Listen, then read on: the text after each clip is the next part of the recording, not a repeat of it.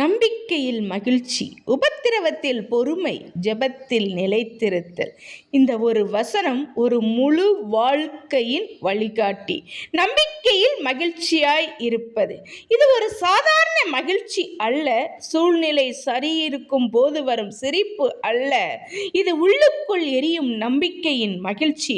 இப்போது தெரியாதாலும் நாளை தேவன் செய்கிறார் என்ற உறுதியின் மகிழ்ச்சி. நம்பிக்கை இல்லாதவன் சோர்ந்து போகிறான். நம்பிக்கை உள்ளவன் காத்திருக்கிறான். நம்பிக்கை உள்ளவன் விழுந்தாலும் மீண்டும் எழுந்து நிற்கிறான்.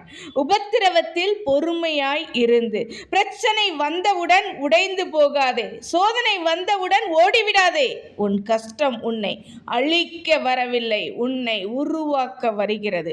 அழுத்தம் இல்லாமல் வைரம் உருவாகாது. சோதனை இல்லாமல் சாட்சியம் உருவாகாது. ஜெபத்தில் நிலைத்திருங்கள். இதுதான் ரகசியம்.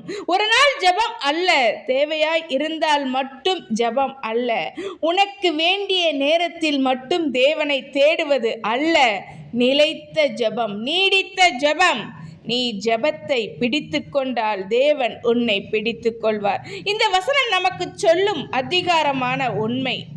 நம்பிக்கை உன்னை உயிரோடு வைத்திருக்கும். பொறுமை உன்னை உறுதியாக வைத்திருக்கும். ஜெபம் உன்னை தேவனோடு இணைத்திருக்கும். இன்று எந்த சூழ்நிலையில் இருந்தாலும் உன் உள்ளத்தில் இந்த தீர்மானம் எழட்டும். நான் நம்பிக்கையை விடமாட்டேன், நான் சோதனையில் உடைய மாட்டேன், நான் ஜெபத்தை நிறுத்த மாட்டேன் என்று. அப்படி நிலைத்திருக்கும் மனிதனை யாராலும் தோற்கடிக்க முடியாது என்பதை நினைவில் வை. கர்த்தர் தாமே உங்களை ஆசீர்வதிப்பாராக. ஆமென்.